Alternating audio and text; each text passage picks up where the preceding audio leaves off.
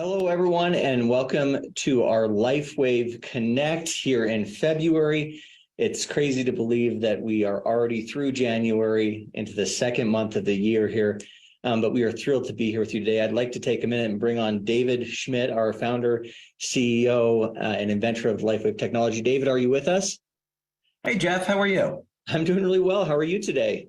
Good. Great to see you today and be talking about heart health.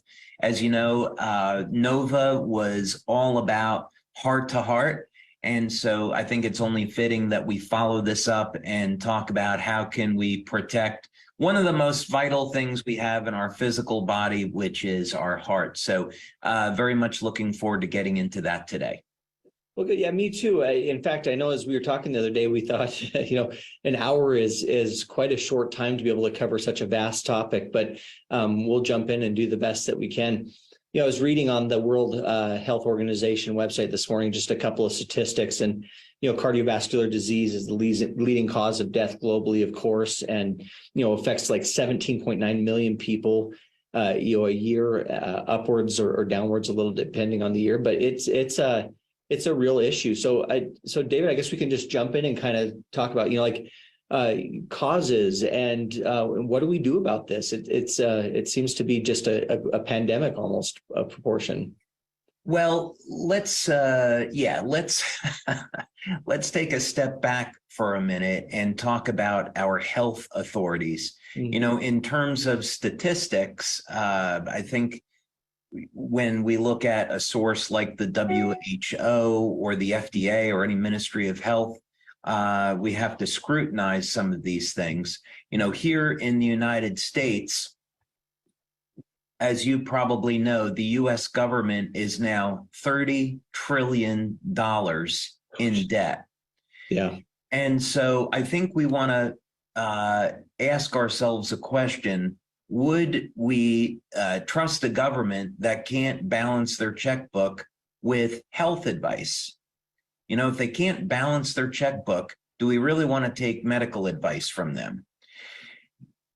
Case in point, we go back several decades, and the advice from the government here in the US, including other governments, was fat is bad. So go on a low-fat diet, and that's going to solve everything. So if you're overweight, fat is obviously the cause. Go on a low-fat diet, and then they gave us the food pyramid. And what happened? We entered into a generation that is morbidly obese. So by going on and recommending low-fat diets, we have here in the United States, 65 to 70% of the population is either overweight or obese. And there has never been higher risks of heart disease, cancer, and diabetes. So all of these things, cancer, surprisingly, is linked to body fat. Some people will find that surprising. What's the connection there? Well, there definitely is a connection, because excess body fat, especially around the waist, is going to set off a cascade of increased inflammation, and this will weaken the immune system over time and make people more prone to diseases like cancer and autoimmune disorders. So very clearly, the advice that we were given about going on low-fat diets did not help. So we have to really scrutinize these things. Yeah, no, I mean, for sure there.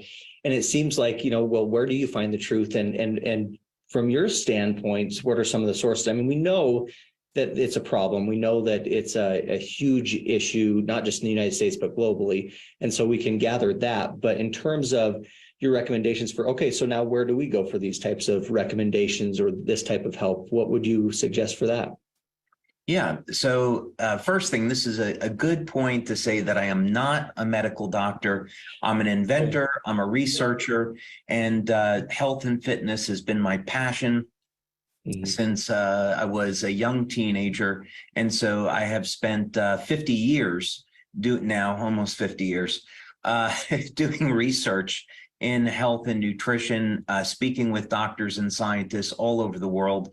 And I truly enjoy sharing all of this information with our LifeWave community. So, my recommendation is that anyone that would be on here today, take some of these recommendations, go to your healthcare practitioner and structure a program that's right for you. So people are going to be in different circumstances in life with their age, their level of exercise, pre-existing conditions. Are they on medications? All of these things have to be factored in. So what would be good for one person might not necessarily be good for another. These are all things that need to be taken into consideration. But what we will do today is talk about what are some of the causes that are surrounding cardiovascular disease. And then most importantly, what are some of the natural options that people have to address the problem?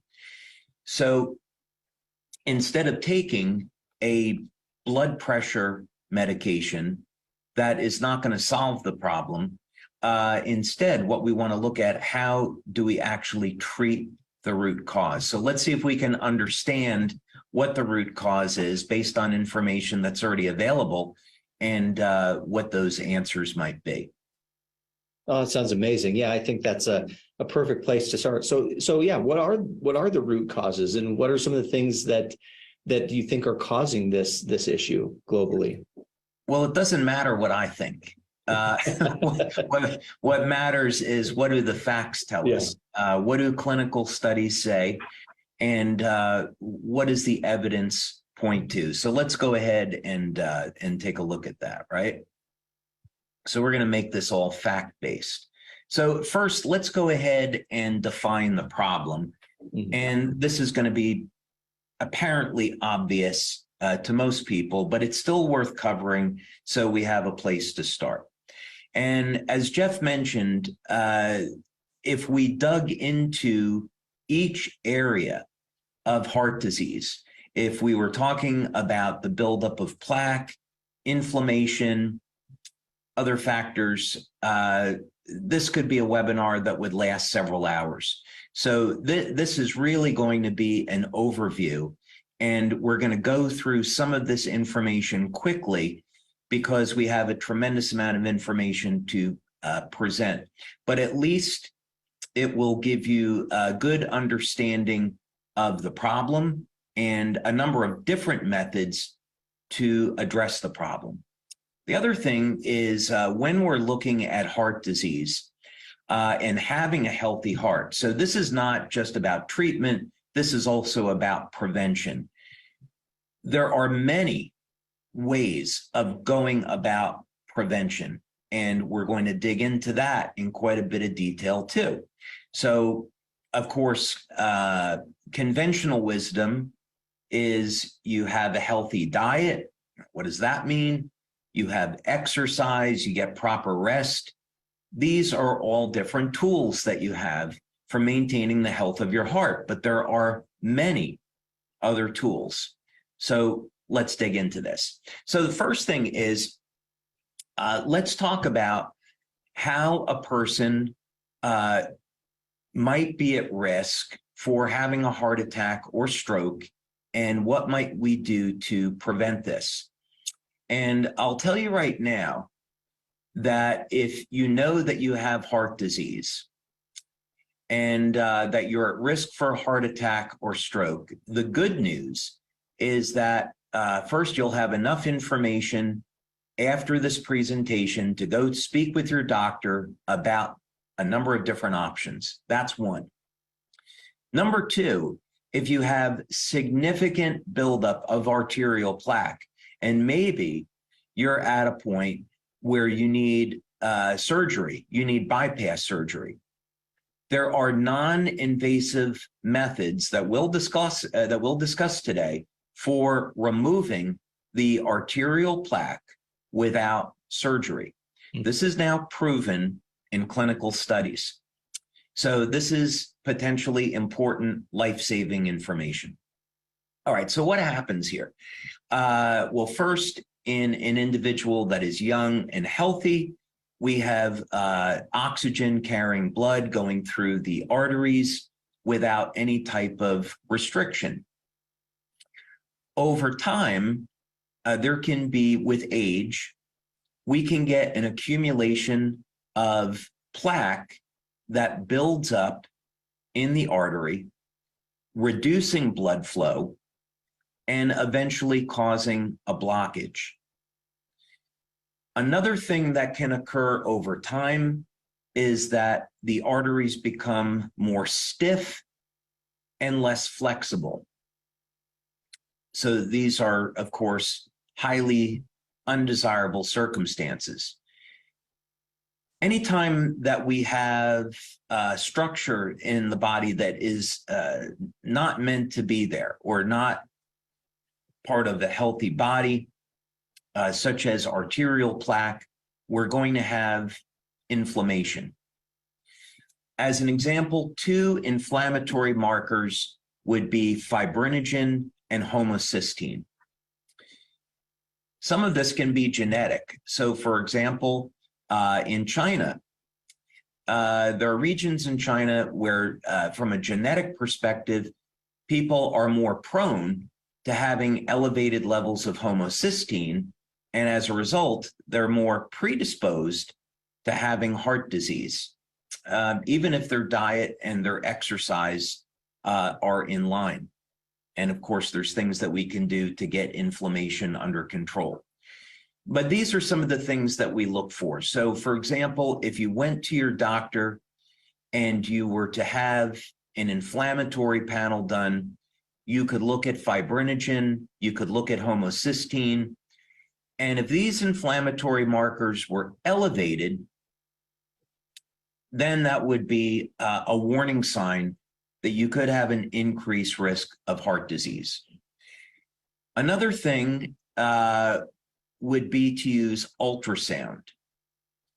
So, for example, you could go get an ultrasound and you could actually see whether or not the arterial walls had an accumulation of plaque. So that would be another way of determining, are you at risk for a heart attack or a stroke? So these diagnostics are very important.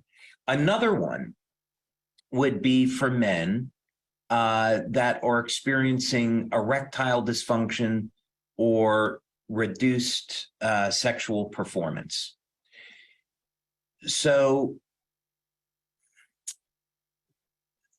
many times, erectile dysfunction is psychological, but about 60% of the time, it is an early indicator of cardiovascular disease. So this is something that should not be taken lightly. Now, often men think of erectile dysfunction as being related to testosterone, and low testosterone levels are only part of the problem. So you can, clinically, you can give a man testosterone and he doesn't see any change in sexual function. And this is because there's a buildup of plaque in the arteries, there's obstruction, reduced blood flow, and this needs to be corrected in order to have normal performance. So some of the recommendations that we're going to talk about today, if a man is suffering from erectile dysfunction, these recommendations will actually help him quite a bit and also get at the root cause of what's going on in the first place, and that is taking care of the heart and cardiovascular health. Okay, so how does the plaque get there? There are a number of different causes, but the one I thought we would really focus in on today is insulin resistance. And this is going to surprise some people and not others, but when we have, especially here in the West, diets of refined carbohydrates, excess amount of sugar that's in the food, what we see is progressive glycation which is damage of tissue in the body by elevated blood sugar. And we see that the body's ability to respond to insulin decreases over time. So insulin resistance changes as a function with time. And what's so interesting about this is that insulin resistance then can be linked to not only what would be obvious as diabetes, type 2 and then type 1 diabetes, but also cardiovascular disease. So this is, for those that are interested, this is a really interesting article that gets into this in quite a bit more detail, but it will in fact show the link between elevated levels, elevated blood sugar levels, insulin resistance, and hypertension, which is, of course, high blood pressure. So what this means is that if we want to, if someone is suffering from high blood pressure and they have an accumulation of arterial plaque, we start to see what it is that we need to do to get a temporary improvement in blood pressure. So someone that has high blood pressure, let's say you've got 160 over 100, right? You're way into the risk zone. What can you do immediately to get your blood pressure under control, right? We are going to talk about that today. But then more importantly, what can you do to prevent this problem from coming back? And how can you improve the health of your arteries so you won't need these Band-Aids? We're going to talk about all of those things. But this is very important because what it's showing is that if we want to reduce the accumulation of arterial plaque, maintain the health of arterial walls, the endothelial lining, that we need to get our blood sugar levels under control. And we need to improve our response to insulin. And there's going to be a number of ways that we can do that. So let's talk about one other factor here, and that's going to be inflammation. So as I mentioned, there are a number of different inflammatory markers, such as fibrinogen and homocysteine, which are directly linked to heart disease. So this is a study that was done on copper peptide, and copper peptide, which we know our X39 patch elevates. Copper peptide is linked to a number of very important things in the body, but one is that copper peptide functions as an antioxidant and also an anti-inflammatory. And one of the markers that copper peptide reduces is fibrinogen. Now, interestingly, what we saw with COVID-19, and by the way, we don't make any medical claims about our product. So I am in no way stating that X39 could be used to prevent heart disease. We haven't done a study on it. We're not making that claim. It's a wellness product. But what's been done with injections of copper peptide is to reduce fibrinogen levels. And so it says right over here, copper peptide suppresses the production of interleukin-6, and interleukin-6 is what stimulates the production or regulation of fibrinogen. So it's pretty obvious if you can restore or elevate your copper peptide levels, you can reduce an inflammatory marker, which is associated with heart disease. So that would be super important. But let's go back and talk about insulin resistance now. And one of the places I want to start with this, actually, you know, I'm going to change my mind here. One of the places I think I want to start with this is going to be with glutathione and alpha-lipoic acid. And let me pull it up over here. Okay, so a number of years ago, back in 2005, we had the energy patches and LifeWave, and I was fortunate enough to meet a scientist in San Francisco, California, who is doing work on the use of antioxidants in the treatment of diabetes, both type 1 and type 2. And what he was doing was using alpha-lipoic acid, and it was called a controlled release alpha-lipoic acid. And he was giving people 300 milligrams of alpha-lipoic acid 4 times per day. And what he found, which is very consistent with the research, is that alpha-lipoic acid moves sugar through the body, bypassing the need for insulin. So the insulin is never released.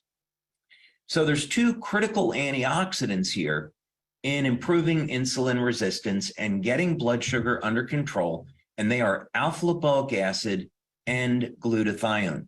So meaning, if you have type 1 or type 2 diabetes, you're going to have low levels of alpha-lipoic acid and glutathione. And conversely, if you elevate alpha-lipoic acid and glutathione, it is and can be therapeutic. So in his study, he found that type 1 diabetics got a 60 to 65% reduction in their need for insulin. And that's life-changing when you're depending upon injections of insulin. This is life-changing information. So it says right here, this study supports the use of alpha-lipoic acid as an antioxidant in the care of diabetic patients. Now we're talking about heart health, but because insulin is connected to heart disease, obviously, we see the connection now. We can use alpha-lipoic acid and glutathione to get our blood sugar levels under control, and this is going to reduce the levels of oxidative stress in the body and therefore protect our arterial health. So let's go back over here to a moment, and we're going to talk about another antioxidant called carnosine. And carnosine is interesting because it is not only an antioxidant, but it protects the telomeres, so it has life extension effects, but it's the most powerful anti-glycation nutrient that's known. So what that means is that when we get high levels of sugar, and of course we're at risk for diabetes and heart disease, carnosine can protect the cells in the body from damage. It's the most powerful one that's been found. So this was a nice article from Life Extension that showed some of the many, many benefits of carnosine. Now, of course, this is done with oral carnosine supplementation. Carnosine is a dipeptide, and if someone is a vegan, they may have low levels of carnosine. The key amino acid in making carnosine is alanine, and you want to take a form called beta-alanine, and the beta-alanine is used to make peptides. So you could find carnosine and alanine in red meat. So if someone has a diet low in red meat for some reasons, some good reasons, they may want to supplement with beta-alanine just to be sure. But you can see right here, carnosine lowers blood glucose. So it is going to, if you're taking an alanine supplement to elevate carnosine, because we don't make medical claims about our products, that's a way to help to protect you. We talk a lot about the studies that we've done with carnosine with cognition and improving athletic performance, but we know that long-term carnosine can potentially keep people younger longer. And here it is right here. Carnosine is a natural antioxidant and anti-glycation substance. So it'll predominantly protect the brain and the heart. Carnosine helps prevent cardiovascular damage and brain injury through a host of mechanisms, but basically because we find high levels of carnosine in the heart, this is going to protect the heart from oxidation. And then, of course, as a result, we're not going to see that inflammatory stress. Okay. Let's take a look at another study here. And when we're looking at what's the kind of, what do we see any evidence in the use of carnosine in the health of the heart? There are a whole host of studies. Quite a few studies, not surprisingly, have been done on mice and rats. But there's certainly plenty of studies that have been done on human beings. So when we look at animal studies, they may or may not be indicative of what type of results we might see in human beings. But fortunately, there are enough studies on carnosine in human beings where we can say definitively, yes, carnosine does in fact play a role of protecting the heart from damage. So this is a very good study if you want to take a look at it, but it gets into how much carnosine is needed to see this effect. And if you're wondering, a good supplement might be 1,000 milligrams of carnosine per day. You have to be careful with taking too much carnosine. Yeah, here we go. You want to be careful about taking too much carnosine because carnosine can cause a rash on the skin. And if you take too much, and it can be a little painful, it can cause almost something very similar to a niacin flush. So I would start small with maybe 500 milligrams of beta-alanine, and then maybe go up to 1,000 milligrams of beta-alanine to support your carnosine levels. But this is really interesting information because it does get into the mechanisms by which carnosine actually does protect the heart. Another mechanism here, I'll just mention it briefly as an aside, is carnosine as a pH buffer. And I'm very interested in looking at the use of carnosine as a treatment and preventative for cancer. Because one of the things we see with cancer cells is that they produce a lot of lactic acid. And when people exercise, if you're exercising hard, you know that you're sore the next day, and this is from lactic acid.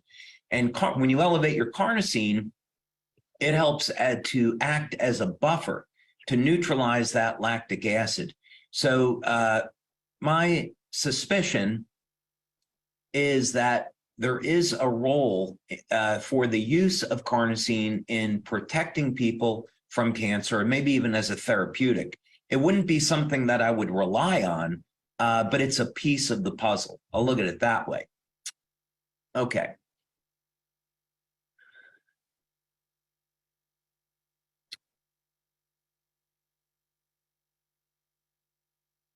Let's talk about glutathione for a minute. And we may not normally think of glutathione as being used for maintaining the health of the heart, but because glutathione is body's master antioxidant and it's found everywhere, almost everywhere in the human body, it tells us that glutathione is critically important to our health and longevity. So in a similar fashion to lipoic acid, we see that glutathione assists in maintaining healthy blood sugar levels in the body. Interestingly enough, there was a study that I saw on erectile function in men, and men that have better erectile function have higher levels of glutathione. And also, there's a correlation between glutathione and testosterone levels. And this is because glutathione, and also there's similar data on alpha-lipoic acid, these antioxidants can protect the testicles from oxidative stress and help maintain a man's testosterone levels. So, of course, we know glutathione and lipoic acid are also critically important for the health of the skin. So this is to say that if you're interested in maintaining your cardiovascular health and balancing out your insulin response, elevating your glutathione levels and your lipoic acid levels is going to have a whole host of benefits. It's going to balance out your blood sugar. You're going to feel better.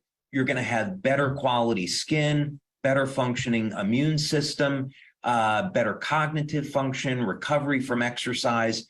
Huge benefits here from elevating glutathione and lipoic acid. So you may initially do this to support the health of your heart, but there's going to be all these ancillary benefits. Okay, now let's get into the question of what do you do if you already have arterial plaque and you already have high blood pressure? What can you do? Well, the good news is that there are things that will work immediately. And we're going to talk about several of those things now. And by the way, we're also going to talk about what studies we've done with our LifeWave patches. I don't want to forget about that. That show we can use patches to have a beneficial effect on the heart. We are going to talk about those studies. But one natural substance that's been known maybe for thousands of years to have beneficial effects on the heart, and it's garlic, and probably more specifically an aged garlic extract that's rich in a compound called allicin. But garlic has, unless you're allergic to it, garlic has consistently been shown to reduce blood pressure, and also studies are showing it can be used to reduce arterial plaque. You can also use garlic to elevate nitric oxide. So let's go back to the example that we used right in the very beginning. Let's say that you have high blood pressure and you have a restriction here that is impeding blood flow, and this is what's driving your blood pressure up. If you take, let's say, 1,000 milligrams, 1,200 milligrams of a garlic extract, along with 2,000 milligrams with vitamin C, you can triple your nitric oxide levels. Nitric oxide, of course, is a vasodilator and will cause an expansion of the blood vessels, reducing arterial pressure. So this is really important because it will gives you a way to start to immediately reduce your blood pressure. It may take a little while of repeated use, but you can start to see your blood pressure come down. I'm going to give you also a whole host of things that you can use. But anyway, an important thing here is that in the short term, garlic and vitamin C elevate nitric oxide, reduce blood pressure. In the long term, garlic, some studies show that it can reduce high cholesterol levels, which cause damage to your endothelial lining. But some studies also show that it can reduce arterial plaque, helping to eliminate the problem in the first place. So that's really, really good news. I'm going to show you some other things, though, here, too. Now, I have been really excited about research that we're doing here on taurine. And taurine is a amino acid, and it's a very simple amino acid. And it's found in the brain, the heart, and in men, it's found in the genitals. And what's interesting is that as important as taurine seems to be, the method by which taurine acts in the body is not completely understood. And taurine also declines with age. So I would say that there is a link between taurine and aging. We may even see life-extending effects by elevating taurine over time. So it's not, even though it's a simple molecule, I would not dismiss its importance. Now, what does this have to do with heart disease? Well, many studies have shown that taurine is not only safe because it's an amino acid, it is more effective than blood pressure medication. This, if you have high blood pressure, this actually would be the first thing I would recommend that you try, along with a number of other things, but I would put this very, very high on the list. The dosing is, again, speak with your doctor, but the dosing is roughly 3 to 5 grams of taurine per day. So, for example, you might take 1,000 milligrams of taurine 3 to 5 times per day. Or maybe you take 1 gram of taurine with breakfast, 1 gram with lunch, and then 2 grams at dinner. You're going to find that the taurine helps your body to relax. So if you're under a lot of stress, taurine can help to relax the nervous system, but it gives dramatic reduction in high blood pressure. It can even get people back into a normal range. So I would definitely speak with your doctor about including taurine in an overall program of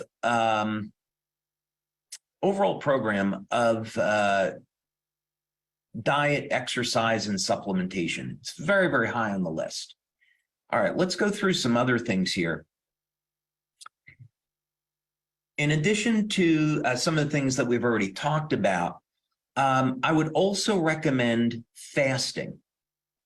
And here's the importance of fasting. And again, the recommendations would be a little bit different for men than for women.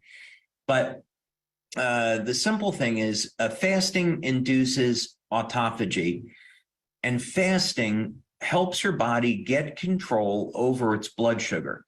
So we're going to accomplish a couple things with fasting. The first thing is it's going to be completely free, and it helps to normalize and give you better control over your insulin sensitivity. It gives you improved insulin sensitivity and more stable blood sugar levels. So you're going to be able to interrupt the problem where it starts.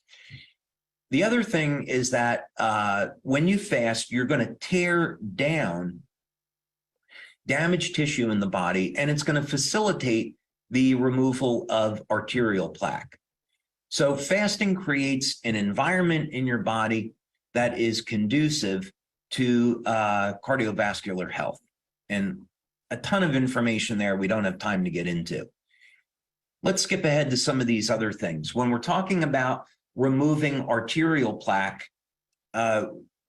which is going to be something you want to focus in on if you have high blood pressure, you have a number of different choices here with all very, very good clinical evidence. So, for example, vitamin D, you want to speak with your doctor about taking 5,000 IUs of vitamin D daily, because this helps with the elasticity of the arteries. It keeps them supple instead of becoming stiff. Also, this supplement Cyruta, which is a buckwheat seed extract, has been shown to remove arterial plaque. There was a study, I didn't pull it up here just in the interest of time. There's a study with pomegranate extract. So, you know, for thousands of years, pomegranate goes back to ancient Egypt, and it was known as being something good for your heart. So I think the Egyptians, if they could build the pyramids, they could probably identify a fruit that's good for the heart. Yeah. And there's an important reason for this. It's been shown that pomegranate extract will, in fact, remove arterial plaque.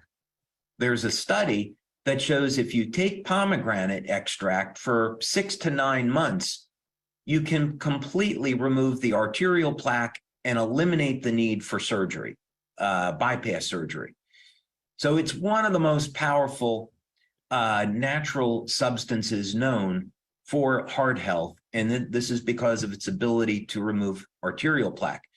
And it's a shame that cardiologists are not taught this because it saves people's lives. Niacin, of course, has been around a long time, and it's very well known. There's different forms of niacin. You've got to speak with your doctor about this, but it's very, very well known that niacin can improve the strength of the arteries and also lower cholesterol. Niacin will, of course, produce what's called the niacin flush, which is uncomfortable. And there's other forms of niacin, but they may or may not have the cardiovascular benefits. So speak with your doctor about that. Now, another thing that lowers blood pressure immediately is magnesium, but there's a little bit of a trick here. If you're looking at just magnesium for overall health, then a magnesium glycinate would be a good form to take. However, if you have high blood pressure, I'd recommend taking magnesium threonate. Magnesium threonate will give you an immediate effect at making you extremely relaxed. And as a result, it will lower your blood pressure. Another thing that you can do is you can take a hot bath in Epsom salts, which of course is magnesium. And you'll notice that your blood pressure will come down in a hot bath of magnesium. The magnesium can go directly into the blood. There's also magnesium gel, which you apply to your skin, and this allows the magnesium to go directly into the blood. It'll elevate magnesium very rapidly, but magnesium is a very simple, safe way to lower blood pressure. And then some of these other recommendations that we have already talked about. Just one or two other things before we wrap up on this section is it's worth investigating ginkgo biloba and black ginger. Now on ginkgo, there's products on the market that are either fake or they don't have the real active ingredients. So you want to use a reputable company, but ginkgo is well known for improving blood flow. Black ginger as well. It's a treatment for erectile dysfunction because it improves blood flow. And black ginger also can help to reduce blood pressure. So these are all some natural things that you have options on. Again, I would definitely recommend that you get some guidance from your healthcare practitioner, find out what's good for you, but you have a whole arsenal of different things here. Okay, last thing that I want to go through quickly is in the research section of the website, you're going to see we have a tremendous amount of information on the use of the patches in supporting the health and function of the heart. Some of these studies are with heart rate variability. So this one, for example, was done at the University of Texas in El Paso by Dr. Homer Nazaran. And this is with our energy patches. And basically heart rate variability is measuring the muscle contractions in the heart. And you get a ratio between low frequency and high frequency contractions. And essentially what we found was that the energy patches, along with others, improved heart rate variability. Here's another paper, another study that was done at UTEP on heart rate variability and the patches. This was a published study in the Journal of Neuropathy by Dr. Tom and Helen Budzinski. And this one as well, heart rate variability on energy patches, showing that it improves HRV and also reduces stress. Thought I'd show this one, which would be interesting because this was done with LifeWave, which also improves heart rate variability, but you can see helps to manage the inflammatory response. So what's the benefit of HRV? Relaxes the heart, relaxes the nervous system, gets the inflammatory response under control. And then here was one on EON, again, where we're using EON to measure stress reduction and its beneficial effects on the heart. So I know I went through that really quick, and this really would have required, a few hours to go through everything and give it its proper due. But really, the point of this was to give our community a whole list of different tools to understand what's the problem, what's the underlying cause, and what are some natural tools that we can use to maintain the health of the heart, prevent heart disease, and if people already have high blood pressure, how can we reverse that and prevent it from coming back? I think it was absolutely incredible information. That phrase "drinking from a fire hose" comes to mind because there's just much good. So no, it's amazing, and the questions are flying in. And I know we're down to just about 10 to 15 minutes here left of time. So we talked about alpha-lipoic acid, carnosine, glutathione, garlic, vitamins. I mean, just a tremendous number of things that can help with all of this. The first question out of the gate would be, David, in terms of just everyday food and diet, are there any recommendations for more of a heart health focused type of diet that you'd recommend? Yeah, of course. So first thing that I would say is if someone has, let's say, type 2 diabetes or type 1 diabetes, I would be focusing on a diet that would be low in carbohydrates and something that would be more rich in protein and healthy fats. I would be including foods, and this is all to say that if someone is not allergic to a specific food, like let's say avocados, right, or olives, you want to have foods that are rich in monounsaturated fats, such as avocados and olives or olive oil, because they're going to help to manage the inflammatory response. The ketogenic diets, of course, are going to be fantastic in this because they're going to help to balance out, improve insulin sensitivity and balance blood sugar. Fasting, as I've already indicated, is critically important. But in terms of diet, I would say definitely reduction in carbohydrates, reduction in sugar. Okay, wonderful. There are a lot of questions coming in. You talked a lot about carnosine, and of course we have a patch, carnosine. And so there's a lot of questions coming in around the usage of the patch versus a supplement versus the two of them together. How do you see those working together, and what would your recommendations there be? So let's say we took glutathione as an example. So when we're talking about the use of glutathione in treating a health condition, we're referring to the information that's out there on injecting glutathione into the body and oral supplementation, because we only make wellness claims about the patch.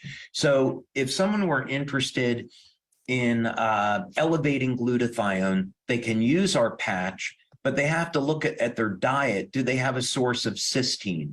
And are they using this therapeutically or just as a detox? So what I would say is on things like glutathione and carnosine, if they're concerned about heart disease, I would be taking a beta-alanine supplement and an NAC supplement to make sure they're getting those amino acids in their diet, and then they can use the patch to help maintain the levels of carnosine and glutathione. Another way to look at it is that if you take an NAC supplement, the levels of glutathione go up and down. If you use the glutathione patch, the glutathione levels stay elevated. So that's the biggest difference between the supplement and the patch. The patch helps to keep the glutathione levels elevated. Oh, that's fantastic. There's another one, and again, I know we've talked about medical disclaimers and things, so I want to be cautious about that. But several questions around, a pacemaker and the use of patches. Is there any issues there that you foresee, or any comments on that? So we had this question come back up in 2004 when we were first launching, and we have many people with pacemakers that use the patches. We've never seen any issues with that. But because it is a serious health condition, we have to recommend that a person see their doctor and ask their doctor if it's okay. But all we're doing with the patches is stimulating the body with light. So there's should not be any interaction with a pacemaker. Okay, perfect. This next question comes around X39. And so this individual is asking, what happens when you discontinue taking X39? Do the anti-aging gains revert to the way they were, or do you just start kind of from that point? Just maybe a little bit more commentary on that piece. Yeah, the way I would look at this, that's a complicated questions, and the answer is lengthy. There's a lot of details there, but the simple thing is, when you stop using the patches, you stop getting the benefits, just like vitamins.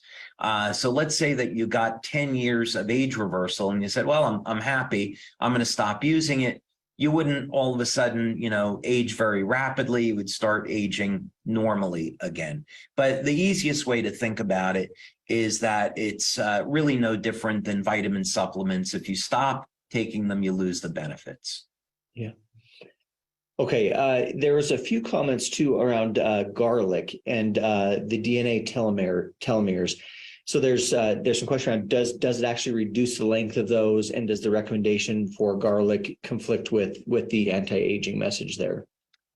That's an interesting question. I used to worry about that, but I don't worry about it anymore. But I have some privileged data, so I would say it that way, because we are in fact doing research on telomere lengthening.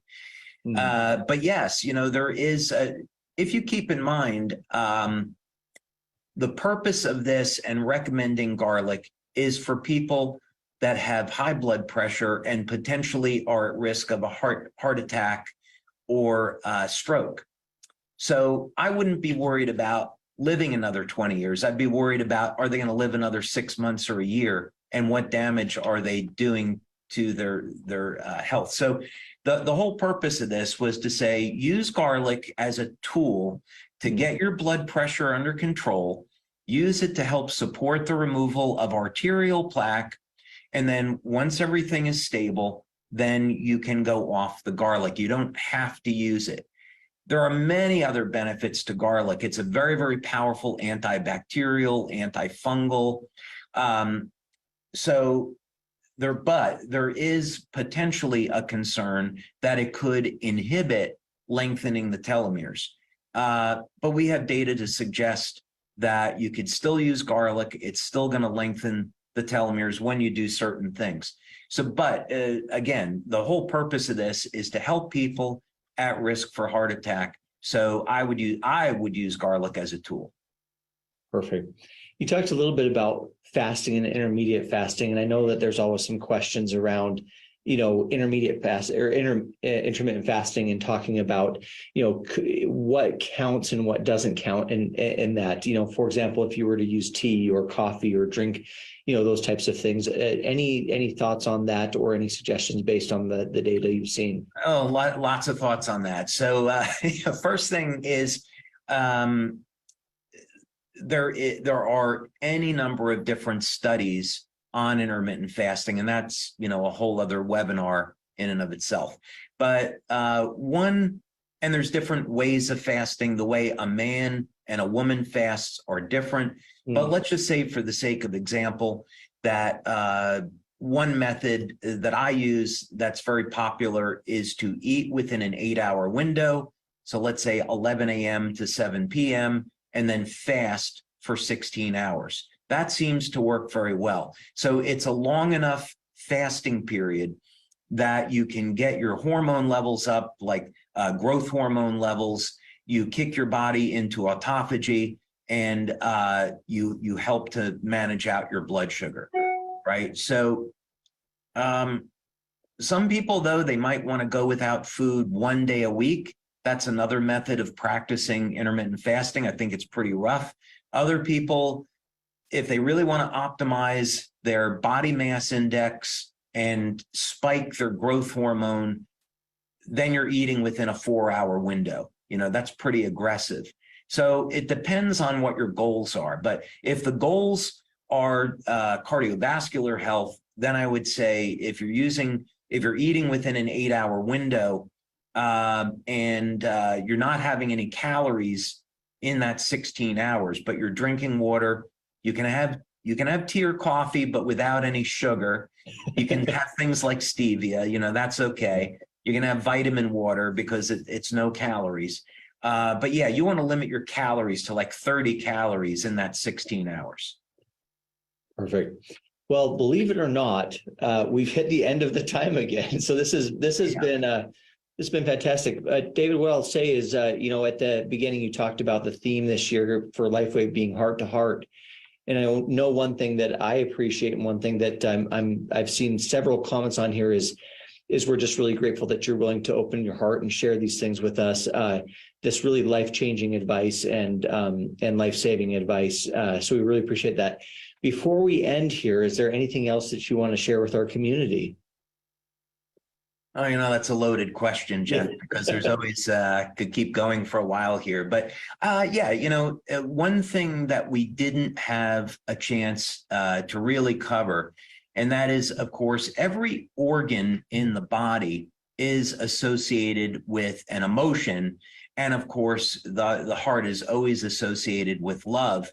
And when people are in a state of anger, you can see the negative consequences that this has on their body, elevated levels of stress, elevated levels of inflammation, and this puts people at risk for heart disease. So, you know, I think what I'd say is that we've talked a lot today about these physical things that we can do to prevent and reverse heart disease.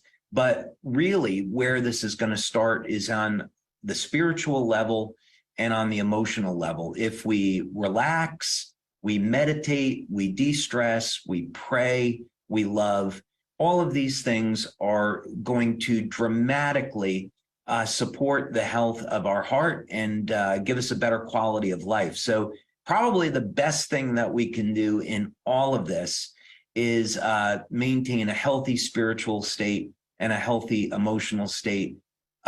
Give thanks to the ones that we love that are in our lives. Give thanks for everything that we have.